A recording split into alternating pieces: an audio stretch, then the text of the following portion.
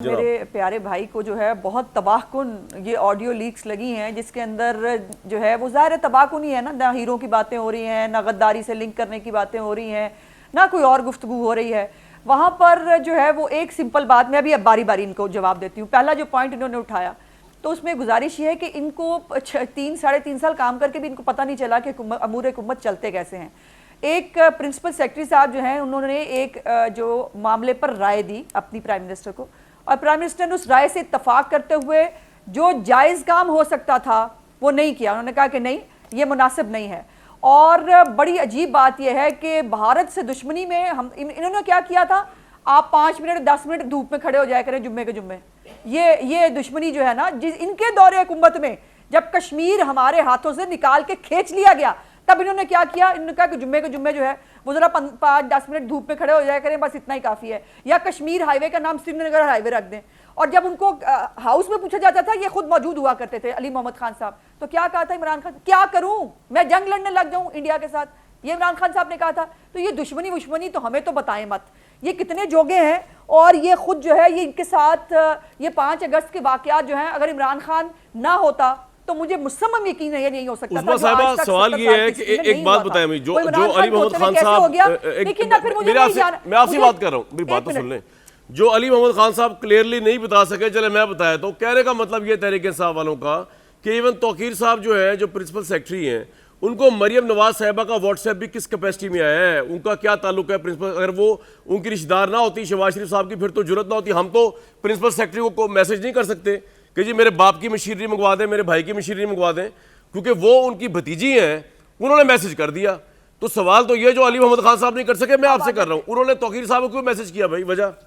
नहीं, उन्होंने कर दिया था कामरान, लेकिन चले आपने भी कर दिया। मेरी गुजारिश ये है कि एक मसले को जो है वो मैसेज करना आपके नज़दीक बहुत बड़ा गुनाह है, लेकिन वो मैसेजेस और वो ऑडियो कॉल्स जिनके ऊपर आज तक पीटीआई ने जवाब ही नहीं दिया, क्यों नहीं जवाब देते? वो 5 कैरेट अंगूठी का, हीरे का, वो जवाब क्यों नहीं दिया आज तक?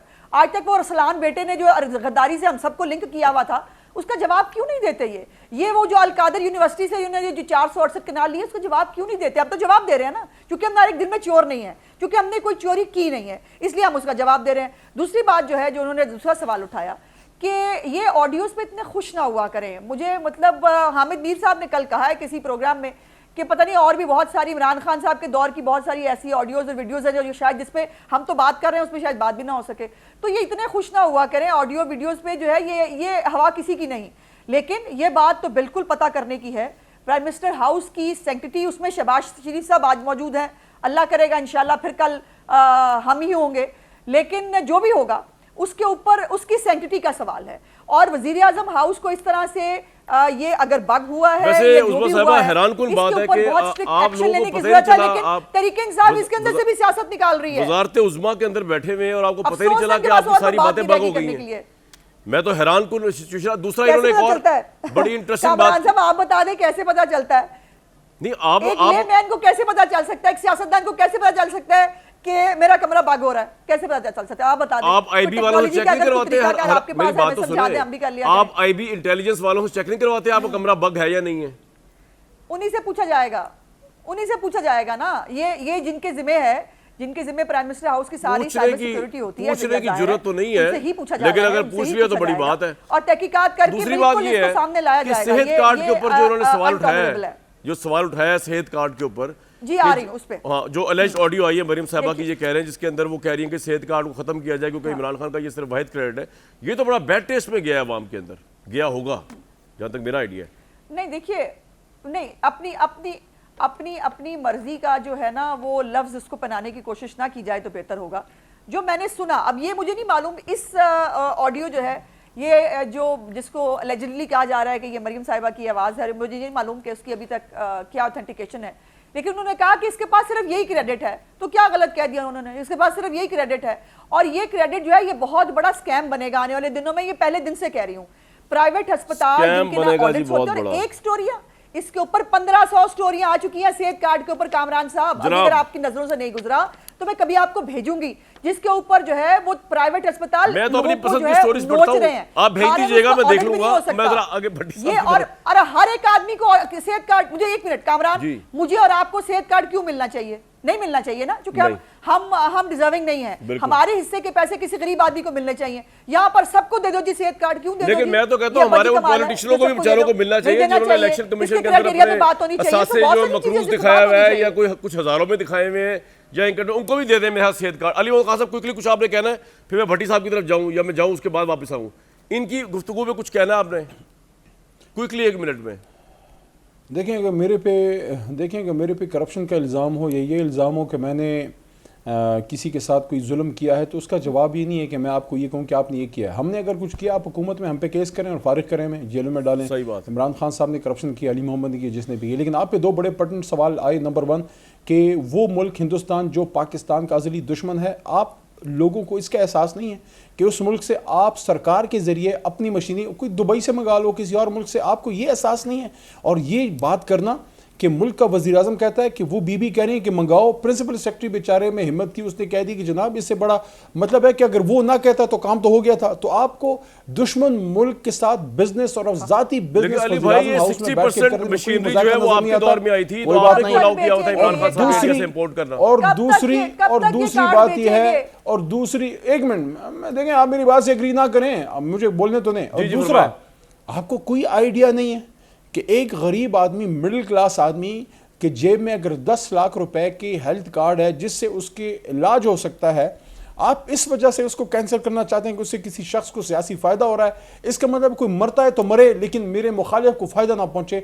ये है आपकी हमदर्दी। सर आपका पॉइंट आ गया, आपका पॉइंट आ गया, लेकिन मैं एक बात आपको जब आवाम आप पे आवाज उठाती है, आवाम आपसे सवाल करती है, बुखारी साहब भी नहीं बता सकी आपको, वो रिकॉर्ड में बात ये है कि 60% मशीनरी जो है, जो मरियम साहिबा की दामाद की आई है, वो इमरान खान साहब के दौर में आई है, जिस वक्त इंडिया से आपने इंपोर्ट करने की इजाजत दी हुई थी। मेरा तो मौकफ ही ये है कि अगर आप इंडिया की फिल्में यहाँ नहीं लगाते, इंडिया को आप आइडियोलॉजिकल दुश्मन समझते। मुहिब्बुल वतनों के दौरे हुकूमत में आई थी।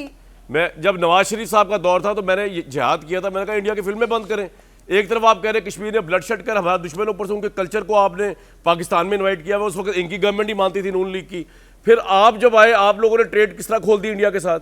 आपको तो खोलनी नहीं चाहिए। क्या इजराइल जो है और ईरान की ट्रेड हो सकती है? अगर वो शायद साहब जी अगर हमारे दौर में जो मशीनरी इन लोगों ने मंगाई, अगर 5 अगस्त के बाद आई है और प्राइम मिनिस्टर हाउस या किसी वजीर ने मंगा के दिया, तो उनसे सवाल होना चाहिए। लेकिन ये तो खुद प्राइम मिनिस्टर हाउस को यूज करना चाह रहे थे कि हिंदुस्तान से मशीनरी मंगाए। क्या इमरान खान साहब ने मशीनरी मंगा के दी थी मरियम बीबी को? उसने बिजनेस, उसको तो खुद नहीं मंगानी आपका पॉइंट आ गया, उनको नहीं मंगानी चाहिए। अब मुझे जरा इजाजत दें, भट्टी साहब प्राइम मिनिस्टर हाउस को यूज किया जा रहा है जाती बिजनेस। अगर आपको इसका कोई एहसास नहीं है, फिर तो बहस ही फजूल है। अली भाई, प्राइम मिनिस्टर हाउस में बैठ के अगर आप जाती बिजनेस को बढ़ोतरी देते हैं और आपको इसमें कोई मजायका नजर नहीं आता, तो मेरे ख्याल में इस पे फिर बहस फजूल है। नहीं, इसमें बहस होनी चाहिए। मैं तो खुद कह रहा हूँ, ना किसी को व्हाट्सएप करने की जरूरत है, ना किसी को इन्फ्लुएंस करने की जरूरत है। मैं तो कह के हटाऊं जो बात आपने नहीं की, मैंने कही इनसे। उसमें से 1 मिनट रह गया, जल्दी बोले। मुझे बात जी मैं सिर्फ ये कह रही हूँ कि एक जो पॉलिसी है उस पर सवाल उठाना बहुत बड़ा जो है वो जुर्म है। लेकिन इनके अपने दौरे हुकूमत में 60% मशीनरी ये मंगवा के दे चुके थे। इंडिया के साथ गुड्डी गुड्डी तो ये खेल रहे थे, मोदी के आने की दुआएं तो ये कर रहे थे। अब मैं उस साइड पे नहीं जाना चाहती, क्योंकि मैं समझती हूँ कि सियासतदान को अब इस गद्दारी कार्ड से आगे निकल जाना चाहिए। लेकिन अगर इनको बहुत शौक है कि माजी में जाकर वो बात की जाए, तो अब मुझे ये बताइए कि वो अब किसी ने किया होगा, वजीर ने किया होगा, इमरान खान को पता नहीं होगा, ये बस कर दो। हमारे ऊपर भी इल्जामात किस के ऊपर हमारा मीडिया ट्रायल किया ना, हमारे किस लीडर के ऊपर आपने इल्जाम साबित किया? और आज जो एवन फील्ड केसेस के हवाले से जो आज इस्लामाबाद हाई कोर्ट में हो रहा है ना, जो वहां पर केस खोला जा रहा है जिसके अंदर से शर्मिंदगी निकल रही है और वो सच निकल रहे हैं जो पाकिस्तान की आवाम से छुपाए गए, मीडिया ट्रायल किया गया, हमारे ऊपर भी तो इल्जामात के साथ खेलते रहे ना। हम तो वो भी नहीं कर रहे, हम तो इनका मीडिया ट्रायल भी नहीं कर रहे। अभी तोशा खाना के ऊपर इन्होंने जवाब देना है, ये अब गद्दारी से लिंक करने का बताएं, किसके पास जाके पूछूं कि पॉइंट आ गया आपका जी। अब बस बहुत टाइम हो गया, पॉलिटिशियंस को बहुत टाइम, इससे ज्यादा बर्दाश्त नहीं हो रहा मुझसे।